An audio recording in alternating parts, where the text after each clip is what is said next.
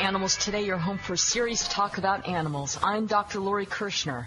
I've been a vegetarian since age 13, and later on, when I came to really understand the animal cruelty inherent in the dairy industry, I adopted a vegan diet. So animal welfare concerns really led me to adopt a plant-based diet. And there are those who are attracted to plant-based diets for health reasons. There's a ton of evidence as to the health benefits of plant-based diets, including reducing cancer risk, reducing cardiovascular risk such as strokes and heart attack, reversing type 2 diabetes, and more. Now, the third benefit or rationale for adopting plant-based diets, or at least eating less meat and dairy, is finally being articulated and promoted. And it is that plant-based diets are simply less harmful to the planet than meat-intensive diets. But rarely do you hear about someone going vegan because he or she is an environmentalist. Well, I'm telling you, the connection between what we eat and the global environment is very real and becoming discussed more and more. Today, our focus is diet and the environment, including the animals in it, and I hope the show will illustrate the global impact our diets can have. I'm now pleased to welcome Stephanie Feldstein from the Center for Biological Diversity, where she is the Population and Sustainability Director. Welcome to the program, Stephanie. Thanks for having me on the show. Stephanie, the Center has a campaign called Take Extinction Off Your Plate. What is it, and why did the Center for Biological Diversity launch it? The Take Extinction Off Your Plate campaign is a campaign to raise awareness about the link between meat consumption and threats to wildlife and the planet, and to encourage people to reduce their own environmental footprint by eating less meat. We started the campaign because the Center for Biological Diversity has been addressing the link between human population growth and the wildlife extinction crisis for about 5 years now. And a few months ago, we decided to expand the program to address both population and overconsumption, since they're so closely tied together. And we wanted to start by tackling the industries that really do the most damage to wildlife and the environment. And many people don't realize that the meat industry is right at the top of that list. It takes an incredible amount of feed crops, land, water, and fossil fuels to produce meat, and the process leaves behind habitat loss, pollution from pesticides and manure, and climate change. The livestock industry is really a significant source of greenhouse gas emissions, for example. The Food and Agriculture Organization puts the number at about 14.5%, which is more than all forms of transportation combined. But other studies say that meat production is responsible for as much as 51% of global greenhouse gas emissions. Please explain about the consumption of resources, water, and feed used to produce meat relative to growing edible plants. To me, these data are very powerful and ought to motivate anyone who really cares about the environment. Yeah, there's absolutely a huge difference between the two. Meat is an incredibly inefficient process. For example, here in the U.S., about 80% of our agricultural land is used just to raise feed for livestock, and that adds up to almost half the landmass of the lower 48 states. Water is another one where there's a very obvious difference. Studies have shown that it takes somewhere between about 1,600 and 2,500 gallons of water to produce 1 pound of beef. So everything that you might do in an entire week to conserve water, such as not watering your lawn or taking shorter showers and using water-saving appliances, will all be completely undone by a single quarter-pounder hamburger. And that tends to be at least 100 times more water than is needed to grow the same amount of plant-based protein. Let's speak about wildlife, Stephanie. What is the impact of the meat industry on wildlife, and what wildlife species does it threaten? Yeah, absolutely. Climate change that I mentioned earlier brings a whole host of problems, from warming temperatures to rising sea levels that make it difficult for wildlife to adapt. A few months ago, actually, some researchers in Sweden determined that the emissions from the livestock industry could double by 2070, and it would make it nearly impossible for countries to meet key goals for curbing climate change if they didn't reduce their meat consumption. The impact of raising livestock on land is also huge. As I mentioned, so much of our agricultural land, not only in the U.S. but around the world, goes toward just growing food to feed livestock. But also grazing has a huge impact. For example, grazing on public lands where it's heavily promoted and subsidized by the government, there are 175 already threatened and endangered species that are further endangered by the presence of cattle. Water pollution is also... Yeah. Good. Go ahead, please. Oh, sure. Water pollution is also a huge factor. There are about 35,000 miles of rivers in the U.S. that have been polluted by factory farm runoff. A lot of that is just a huge amount of manure that's produced by livestock. There's about 500 million tons of manure per year in the U.S. just produced by the livestock industry. Wow. And one more thing that I want to mention is the direct killing of wildlife. A lot of people don't realize that there's an agency within the Department of Agriculture called Wildlife Services that kills millions of animals every year, largely at the request of the livestock industry. We see animals like wolves and grizzly bears targeted to protect profits, and grazing animals are seen as competition for feed crops. Wow, that's incredible.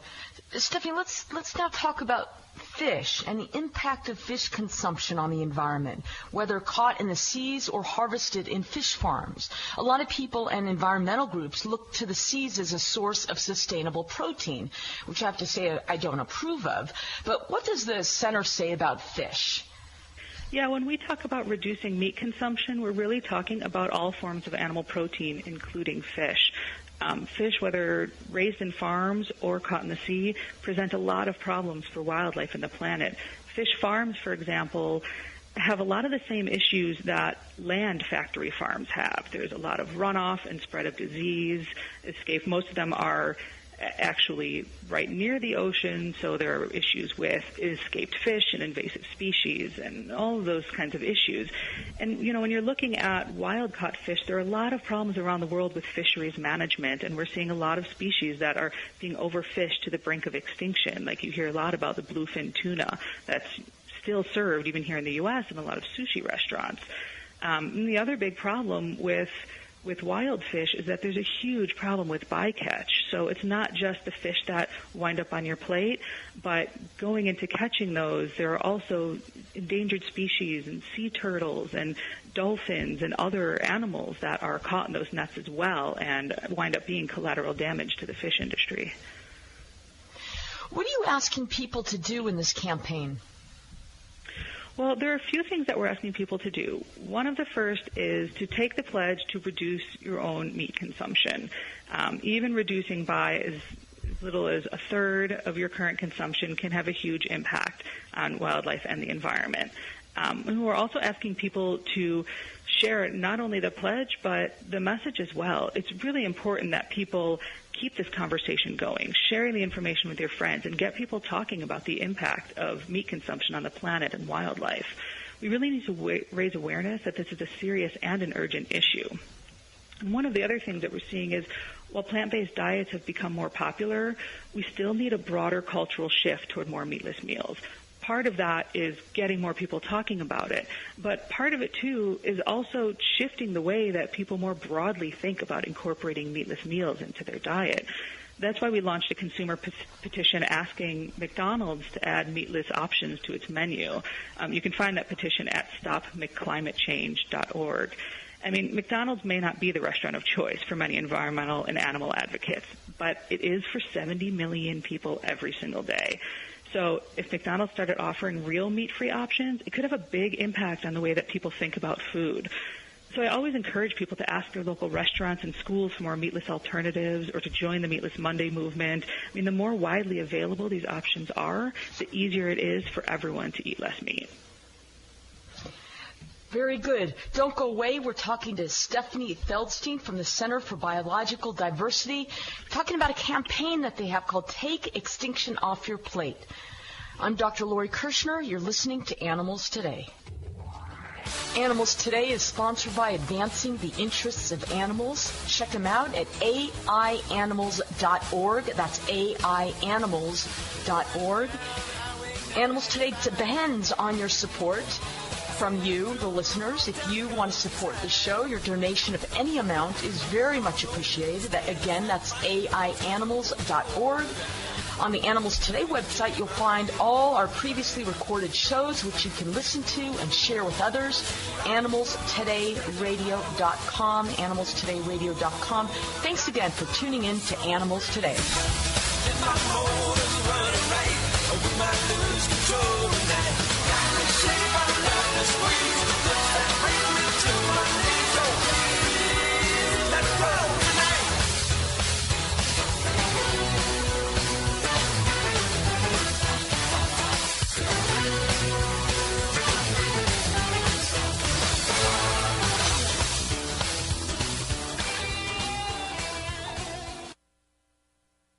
As temperatures climb, please remember to never leave your dog in the car, not even for a minute on a warm day with the windows cracked and in the shade. The temperature inside a car can climb up in a matter of minutes, and it's enough to kill your pet. If you love your pet, leave them at home or with someone you trust to keep them cool, comfortable, and alive. And if you see a dog or other pet in a car, you may only have a moment to save their life. Here are a couple of steps that you should remember. Make an announcement in the store or business the car is parked nearest to, and call the police department or animal control right away. Remember, it only takes a minute or two on a hot day to kill an animal left inside a car. Your swift action can save a life. Dogs are unable to cool themselves the way people can. Never leave your dog in the car, not even for a minute.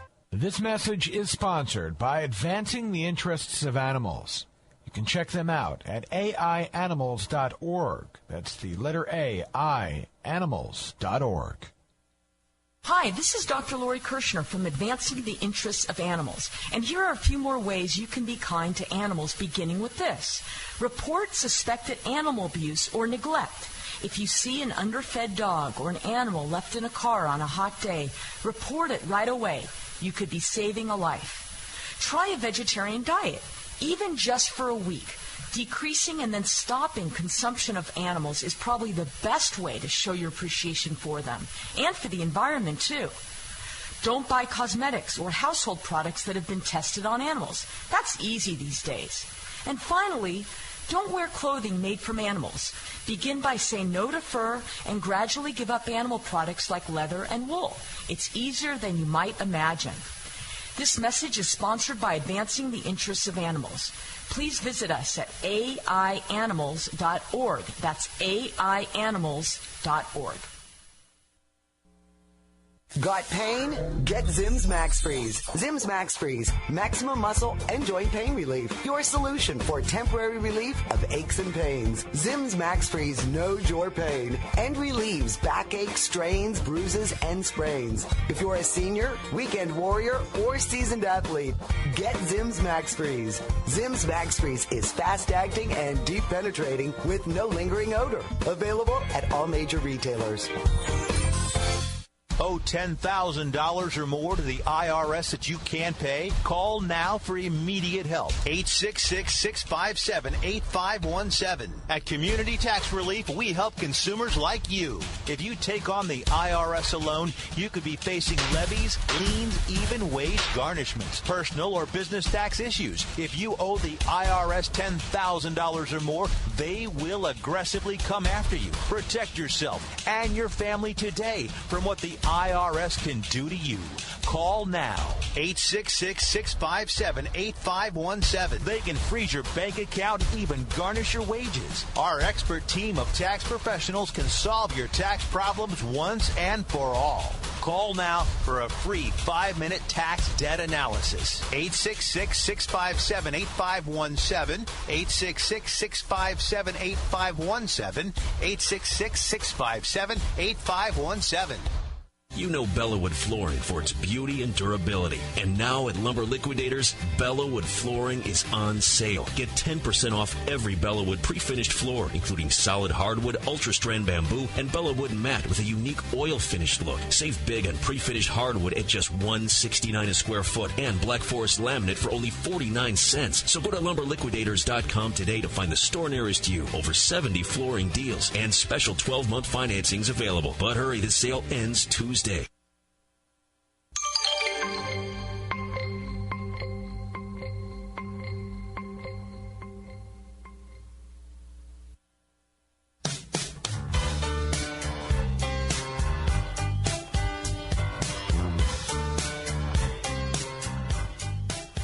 Welcome back to the show. We're speaking to Stephanie Feldstein from the Center for Biological Diversity. Stephanie, do you find it difficult for people to make the connection that what they eat will make a difference in the world? Yeah, absolutely. I think that a lot of people, there's so much that goes into our daily food decisions, from our backgrounds to our cultures and health decisions, as well as the messages that we see every day, largely driven by the agriculture lobby. And so I think it can be challenging for people to want to make that connection and really think more broadly than what's on their plate. But, that's why I think it's so effective that having another voice in the conversation. The animal protection groups have done a great job about raising awareness on about the impacts to the farm animals themselves. But, a lot of people haven't really thought about the way that what they eat impacts wildlife and the planet. And talking about that directly has really opened up the conversation. And, we've gotten a great response to it. And it's getting people to look at the issue in a new way. And we hope that will help be the tipping point for many of them to start rethinking how they eat. Discuss the locavore movement and organic meat advocates and whether you feel they are more environmentally responsible than people who eat like most Americans do. People tend to point to these choices, Stephanie, with pride because they claim they are less harmful to the environment. Yeah, I think there's been a lot of enthusiasm around grass-fed, organic, and locally raised meat. And it's great that people are paying attention to factory farming. It's a horrible system. But switching to another source of meat won't solve the problem on its own. I mean, we've already talked a bit about some of the threats that grazing cattle, for instance, present to wildlife. They destroy vegetation and habitat, and they're wreaking havoc on ecosystems. And some studies have even shown that cows raised on grass-fed diets actually emit more methane than grain-fed cows. And so it's not as environmentally friendly as a lot of people think. But the bottom line is actually this. There are too many people eating too much meat for any form of meat production to be sustainable. And right now in the U.S., there are about 32 livestock animals per person. And if you think about it, if all of those animals were raised locally in free range, where would they go? I mean, the only way to really protect the environment and wildlife is to reduce meat consumption across the board, and then we can really look at whether there are any methods of raising livestock that are truly sustainable. Great point. Stephanie, to me, one of the big elephants in the living room is the huge amount of environmental damage caused by and greenhouse gases emitted by China, India, and other countries the U.S. has no control over. The green energy advocates and many politicians here seem to forget that the U.S. is not alone here on the earth. But regarding diet, if you're trying to persuade a meat eater to change their diet to cut down on greenhouse gas emissions, who could fault them for saying, okay, buddy, just as soon as you get the Chinese and the Indians to do the same? So what do you think? Why should I change my behavior when other huge countries are such big polluters? Well, part of the issue is that we're all in this together and we're each responsible for our own environmental footprint. But beyond that, one of the big reasons why we chose to start tackling overconsumption and sustainability issues alongside the population work we are already doing is because the U.S. continues to have one of the largest environmental footprints in the world per person. And we continue to eat more meat per person than almost anyone else in the world.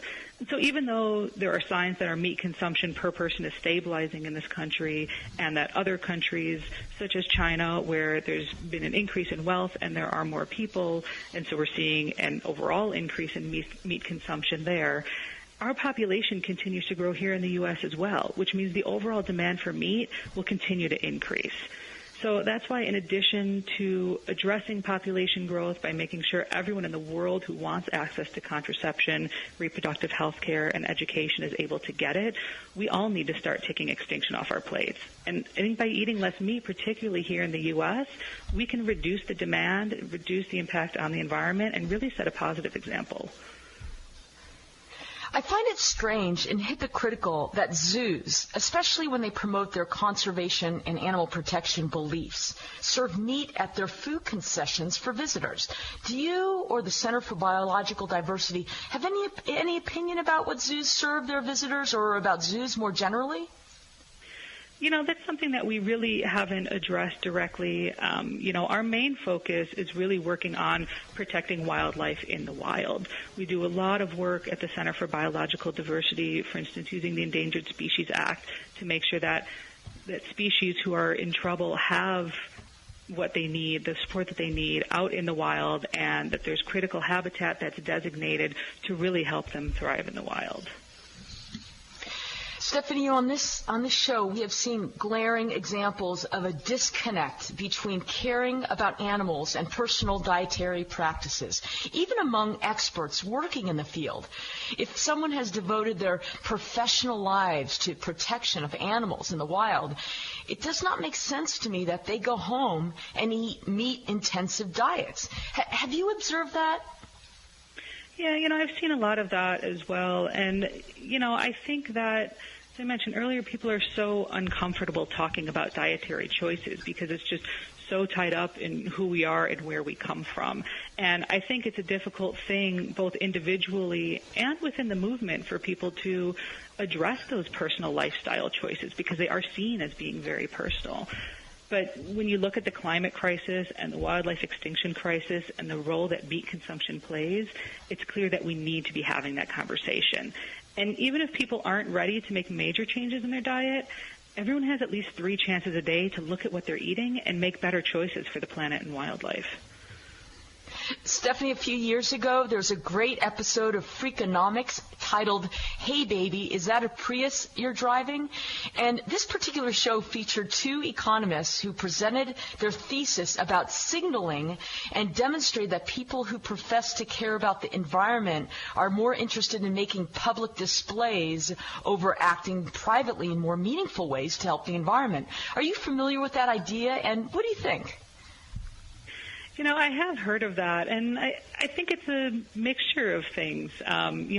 We have a lot of supporters, and we work with a lot of people every day who care about the environment, and even though I think sometimes there's a disconnect, I think some of that disconnect comes from a well-intentioned place, that people, it can be very overwhelming working on environmental issues. You hear a lot of doomsday news about the climate and the planet, and I think that there's a lot of difficult information for people to sift through.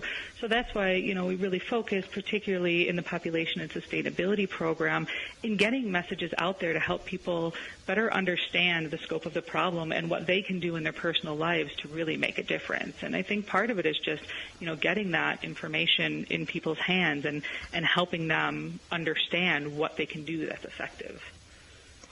How can my listeners learn more about your campaign? The best way is to visit the website, which is www.takeextinctionoffyourplate.com. And on that site, we have a bunch of great background information, some resources to help people get started, the pledge that they can sign and share. Even for your listeners who are already vegetarian or vegan, there's an option on the pledge to sign as a vegetarian or vegan and say that you're going to share it with other people to help get this information and get the conversation going. And as I mentioned earlier, you can also sign the petition asking McDonald's for more meatless options as well at stopclimatechange.org. Stephanie Feldstein, thank you so much. Thanks a lot, Lori.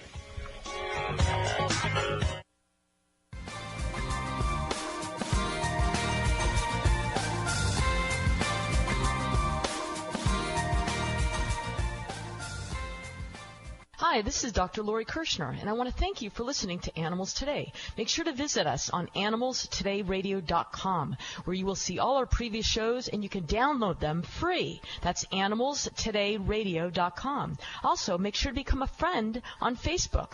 Animals Today gets a lot of its support from the nonprofit group Advancing the Interests of Animals. Check them out at aianimals.org. And I hope you'll consider making a donation to help pay for the ongoing broadcast of Animals Today. Each week on Animals Today, we strive to bring you the highest quality, most up-to-date information about all animal welfare topics, and we certainly would appreciate your support. That website again is aianimals.org. And thanks for listening. What is term life insurance? It's basically a financial protection plan for your family if you pass away. It can be a hard purchase. Think about it. It's one of the few major purchases you can make that you will personally never use. But you've got to have it to protect your family. And you owe it to yourself to shop and compare to get the best possible rates. For term life insurance policies of $500,000 or more, call the Term Lifeline today. 800-957-6068. That's 800-957-6068. Remember, we specialize in term life insurance policies of $500,000 or more, and we have great rates for smokers, too. So call today. 800-957-6068. 800-957-6068. That's 800-957-6068. Wow. Geico's been saving people money for over 75 years? 75 years? Fancy that. My dearest wife, do you possess knowledge about Geico, making it feasible for society to spend less capital on automobile insurance for over 3/4 of a century? Why are you talking like that? You said fancy that, so I was just fancying it. Geico, saving people money on car insurance for over 75 years. Owe $10,000 or more to the IRS that you can't pay? Call now for immediate help. 866-657-8517. At Community Tax Relief, we help consumers like you. If you take on the IRS alone, you could be facing levies, liens, even wage garnishments, personal or business tax issues. If you owe the IRS $10,000 or more, they will aggressively come after you. Protect yourself and your family today from what the IRS can do to you. Call now. 866-657-8517. They can freeze your bank account, even garnish your wages. Our expert team of tax professionals can solve your tax problems once and for all. Call now for a free 5-minute tax debt analysis. 866-657-8517. 866-657-8517. 866-657-8517. This alert just came in. This special announcement is for business owners and leaders of organizations who've been waiting for the right time to build. General Steel has made it impossible to wait any longer with rock-bottom prices that could save you thousands. That's right. General Steel, America's leader in pre-engineered structures, is offering buildings at prices you will never see again. Don't miss these prices. A 50 by 100 for under $30,000. You heard right. That's 5,000 square feet under $30,000. Manufacturers, if you need a larger building, try a 100 by 100 commercial building for $129,000. You can't afford to rent with these prices. Imagine a 70 by 100 foot church building for under $69,000. With the economy improving and interest rates still at historic lows, you can't afford to wait. Call 800-605-5370. 800-605-5370.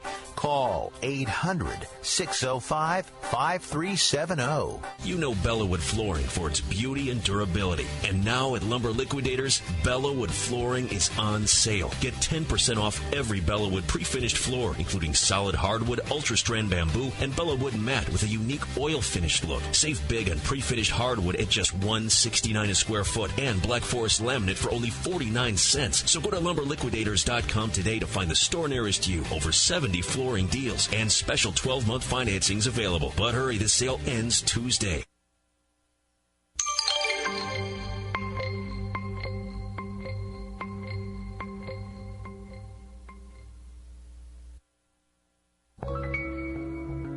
Welcome back to Animals Today. Hi, Peter. Hey, Lori. So we're in summer now. Yeah. 108 today in the Palm Springs desert? Yeah.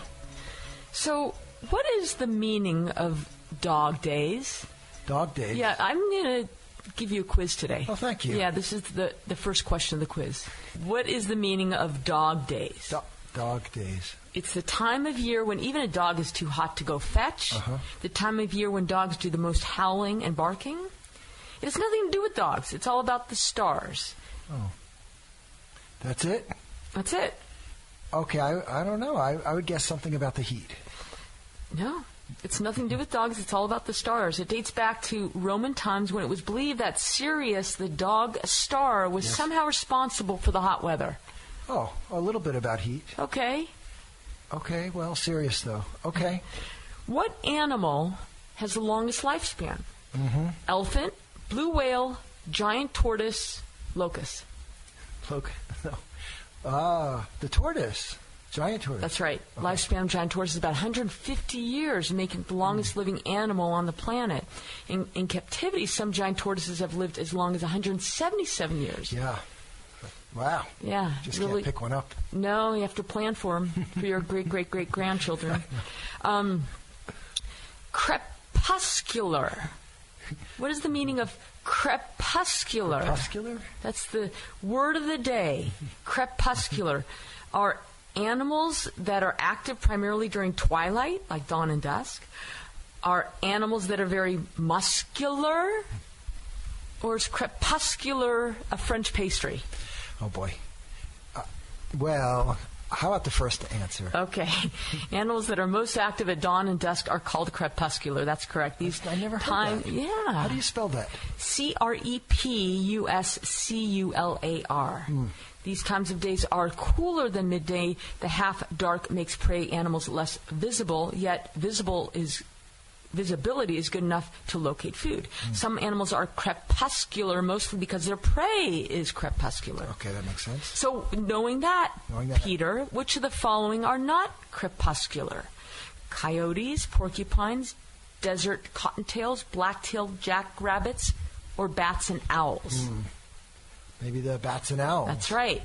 Bats and owls are nocturnal. Okay, nocturnal. You know, I do, come to think of it, I do see those, especially those rabbits out at dusk. Yeah, that's exactly right. Which of the following about guinea pigs are false? Guinea pigs have 4 toes on each of their front feet. Guinea pigs are tailless rodents. Guinea pigs originated in Peru, in South America. And like other rodents, guinea pigs are nocturnal. Which of those are false? False. I would say the Peru is false. That's incorrect. Unlike most rodents, guinea pigs are not nocturnal. Instead, they prefer taking mini naps during the daytime. Okay. Okay. What do you call that? I don't know what you call that. Did you ever have a guinea pig? No. Were you ever, we used to have, classroom pets that would last for a couple of days and then die. And then you dissect them? Yes. I don't like that. We had gerbils. Oh, you had gerbils? In, elementary school. Really? Like a cage of gerbils. And over Christmas, I wanted to bring them home, and for what purpose? I know responsibility or torture of the gerbil. I don't really know. This goes decades back. Everyone knows it's getting to be ancient history here. You remember the frogs we dissected, right? Yes, I remember dissecting terrible. Frogs. I know. For what purpose does that serve? Okay, so here we go. Next one, the term ruminant. Ruminant. Ruminant, when referring to animals, what does that mean? Refers to an animal with horns. Ruminants are the offspring of platypuses. Okay. Platypuses. Ruminants are animals whose stomach consists of 4 compartments. Okay. I'll go with the stomach compartment. This thing. Okay. Yes, that's correct. The first and largest is the rumen, in which grasses are stored after ingestion. Rumen is the first stomach. That's correct. Okay. So the ruminants, the animals, when at rest, they regurgitate their food, they chew it and swallow it. And the regurgitated food will then pass to the second and third and fourth stomach, which is the true stomach. Okay. So examples of ruminants, right? Yeah. You know? I know. Okay. Cow. Cattle. Sheep, goats, camel, right. Camels. Yeah. Yes. Yeah, they're all examples of ruminant animals. So on the other hand, you have the monogastric animals like humans. Yes. And dogs, and cats, and pigs, and lions, and tigers. So they have one stomach, and they swallow food once without regurgitating, at least some people. Funny. Right. What a system. Yeah. A newborn kangaroo is about the size of a lima bean, plum, grapefruit, or watermelon. Wow. A newborn kangaroo. Grapefruit. Grapefruit-sized kangaroo. No, a lima bean. Lima bean. Yeah, isn't that interesting? Listen to this. That's a huge lima bean. I know. You mean a regular-sized lima bean? The regular-sized lima bean. Oh. That's tiny. A newborn kangaroo is about 1 inch in length, Uh-huh. which is about the size of a lima bean.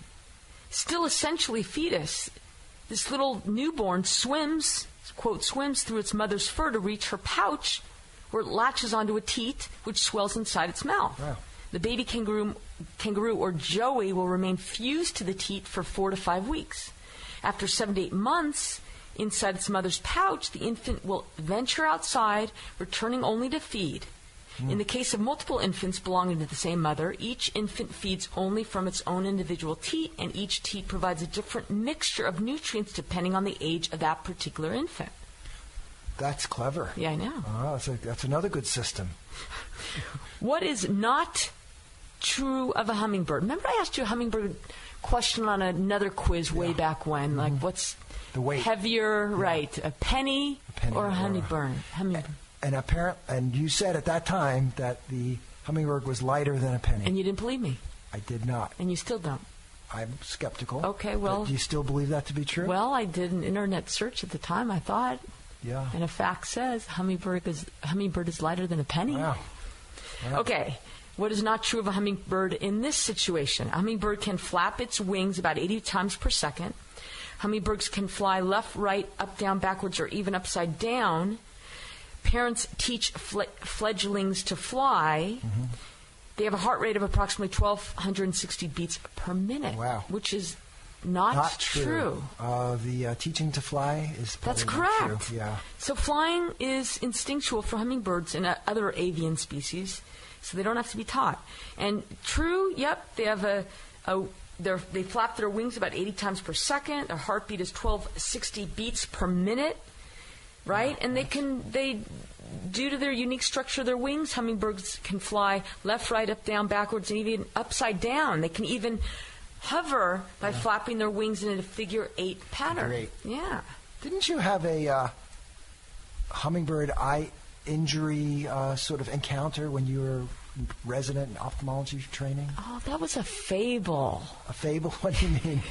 I mean, there was this story about some that would sort of go around the residence. Yeah. Some hummingbird poked a man in the eye because the man got too close to the hummingbird's nest. Yeah. The hummingbird was territorial and poked him in the eye. Yes. And he developed a terrible fungus infection, and they had to remove the eye. No.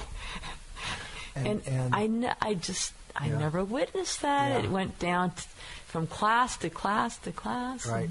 So it's a fable. I know every time we're taking the dogs for a walk and a hummingbird comes nearby, you sort of cover your eyes a little bit. Close your eyes. So Shut my eyes. So you know it's probably false. I mean, that's the one time you've ever heard about this. You haven't heard of second instance. Never. Yeah. Never. But why do I still cover my eyes? Yes, I know. Don't poke me in the eye. So a less than 1 penny projectile is going to blind you. Okay. Last question. Thank goodness. What animal has the highest blood pressure? Giraffe. Oh, that I know.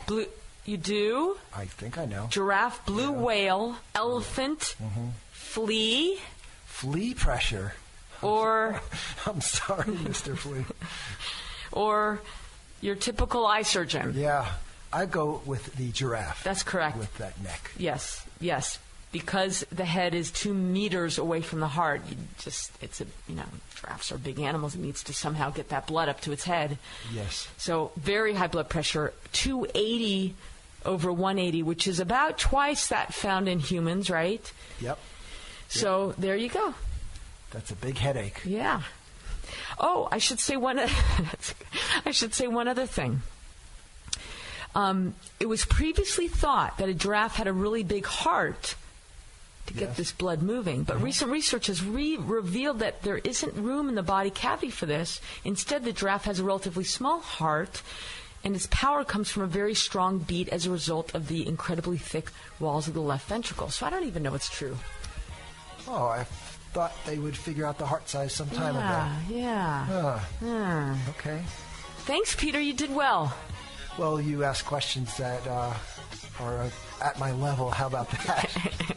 Just keep them right there, okay? Okay, thank you. Don't go away. You're listening to Animals Today.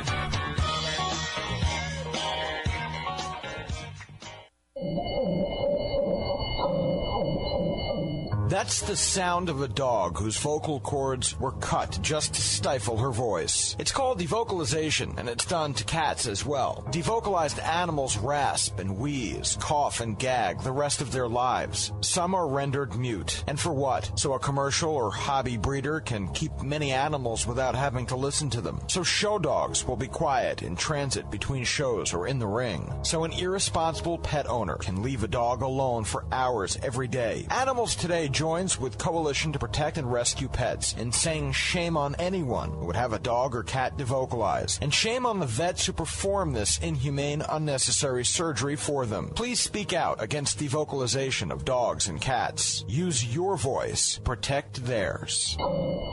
This message is sponsored by Advancing the Interests of Animals.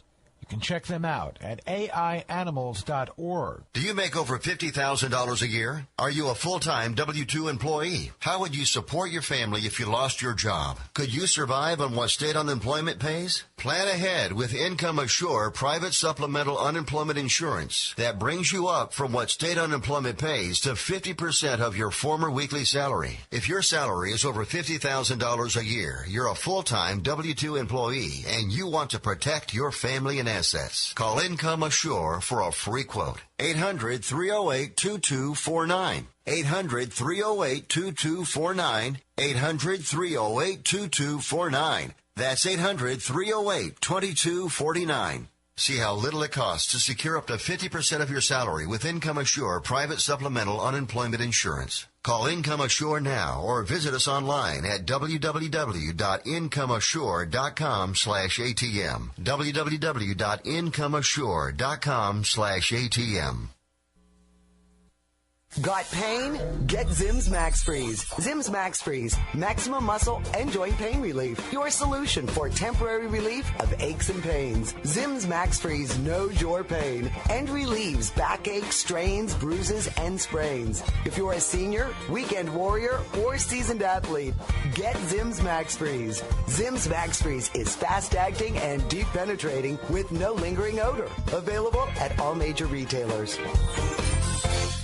Do you make over $50,000 a year? Are you a full-time W-2 employee? How would you support your family if you lost your job? Could you survive on what state unemployment pays? Plan ahead with Income Assure Private Supplemental Unemployment Insurance that brings you up from what state unemployment pays to 50% of your former weekly salary. If your salary is over $50,000 a year, you're a full-time W-2 employee and you want to protect your family and assets. Call Income Assure for a free quote. 800-308-2249. 800-308-2249. 800-308-2249. That's 800-308-2249. See how little it costs to secure up to 50% of your salary with Income Assure Private Supplemental Unemployment Insurance. Call Income Assure now or visit us online at www.incomeassure.com/ATM. www.incomeassure.com/ATM. I try to put myself out there, but it seems they're all the same, just telling me what I want to hear. Don't fret. You can find your car insurance soulmate. It's easy at Geico.com. You can pay your bill, manage your policy, and you could even save some major cash. If we could reach through the computer to pull your chair out for you and give you a kiss on the hand, we would. Because you deserve to be in a happy, healthy car insurance relationship. That's what life is all about. For a free rate quote, visit Geico.com. This alert just came in. This special announcement is for business owners and leaders of organizations who've been waiting for the right time to build. General Steel has made it impossible to wait any longer with rock-bottom prices that could save you thousands. That's right. General Steel, America's leader in pre-engineered structures, is offering buildings at prices you will never see again. Don't miss these prices. A 50 by 100 for under $30,000. You heard right. That's 5,000 square feet under $30,000. Manufacturers, if you need a larger building, try a 100 by 100 commercial building for $129,000. You can't afford to rent with these prices. Imagine a 70 by 100 foot church building for under $69,000. With the economy improving and interest rates still at historic lows, you can't afford to wait. Call 800-605-5370. 800-605-5370. Call 800-605-5370.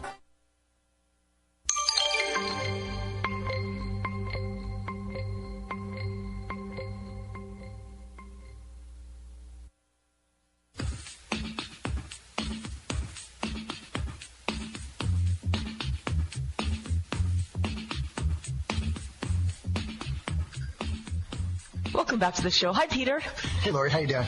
Hit me. It's me. Hit me with the news. You with the news. Well, little news about the bracket. You know, people talk about the NCAA brackets, but there's a parallel bracket run by and published by Consumerist that aims to determine the worst company in America each year.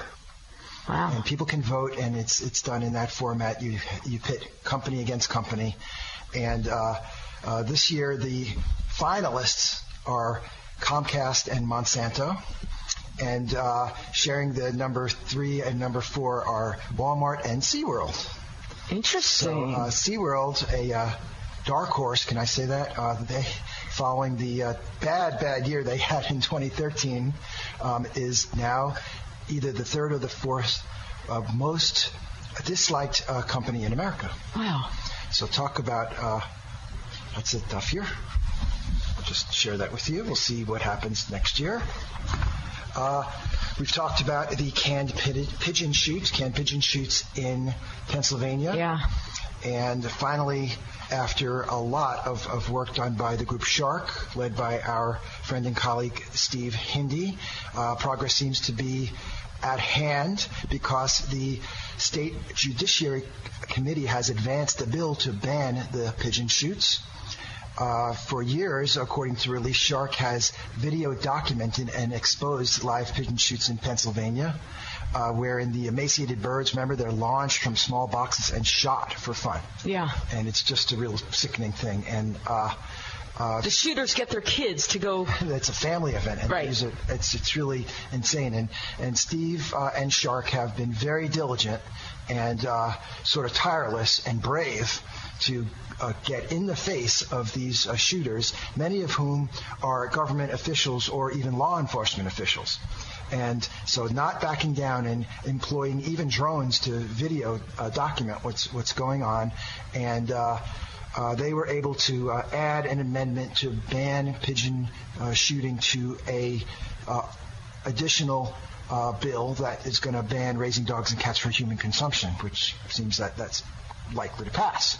So we want to congratulate Steve and Shark for their great work. They were able to team up with Bob Barker, and you can watch Bob talking about this on video in his typical impassioned manner. Yeah, this is fantastic news. I just love Steve. In a rare show of solidarity, many hunters and NRA members nationwide have joined the animal protection community in demanding an end to pigeon shoots. Wow. Is it surprising to you? It's surprising because 2 years ago they were silent. Right. And Steve was trying to explain to them how it's not good for their reputation to allow this, which is not a sport and has nothing to do with what the NRA claims to be. Apparently you got the point across to them. So there you go. So congratulations, and let us know, Steve, how this goes along. We hear stories once in a while about police officers, other law enforcement officials not exercising restraint when they come across a dog out in the field. And unfortunately, once in a while you hear a story of a dog being shot by police officers who have entered a home or have felt the dog to be endangering them, right? And many times they're not.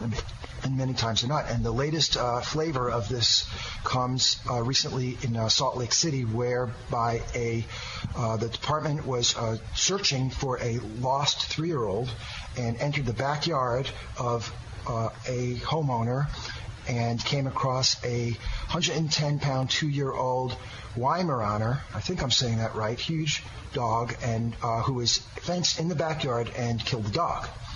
The police shot the dog dead. Shot the dog, yes.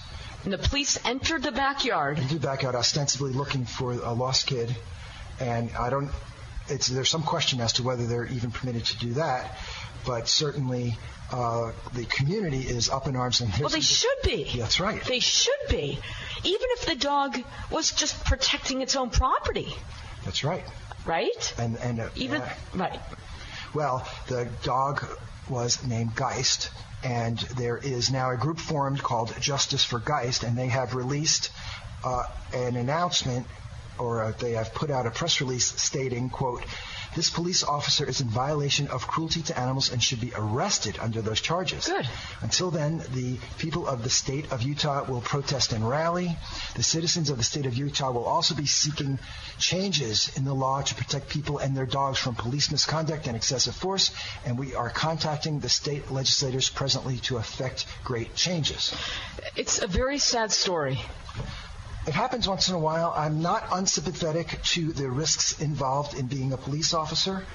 I think we need some more training and a little bit of better decision-making, don't you think? Yes, Peter, I agree. But to me, it doesn't matter. First of all, it doesn't matter if it's a 110-pound dog, like in this case, or a 5-pound dog. Mm-hmm. Secondly, it doesn't matter if the dog was just sitting there calmly when this police officer went onto the property, or the dog was protecting its own property, and the police officer perceived it as being aggressive. The dog has a right to protect its own property.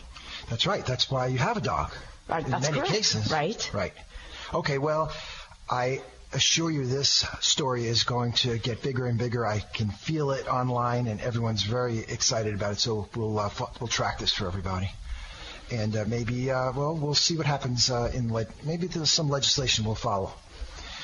Finally, today, New York State is on the verge of passing a very important ban on the sale of ivory and rhino horn.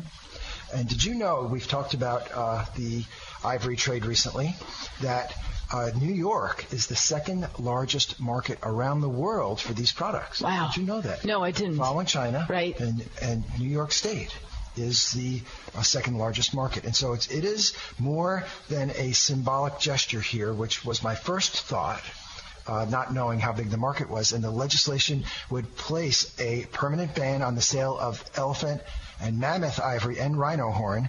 And it authorizes the Department of Environmental Conservation to issue permits for antique elephant ivory, so that will sort of quiet down those objections. And then it states the various penalties. So this is a great bipartisan effort. It's on the governor's desk right now. Fantastic. Thanks, Peter. Yeah. All right.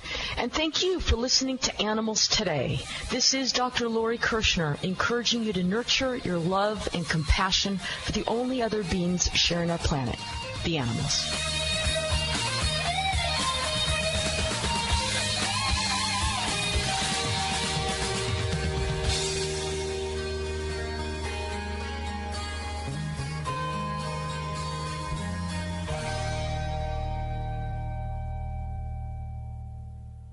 The opinions you hear on Biz Talk Radio are those of the hosts, callers, and guests, and do not necessarily reflect those of this station, Biz Talk Radio, its management, or advertisers. The information on Biz Talk Radio does not constitute a recommendation, offer, or solicitation to buy or sell any product or service. If you have any questions about Biz Talk Radio, contact us at 817-274-1609 or at biztalkradio.com.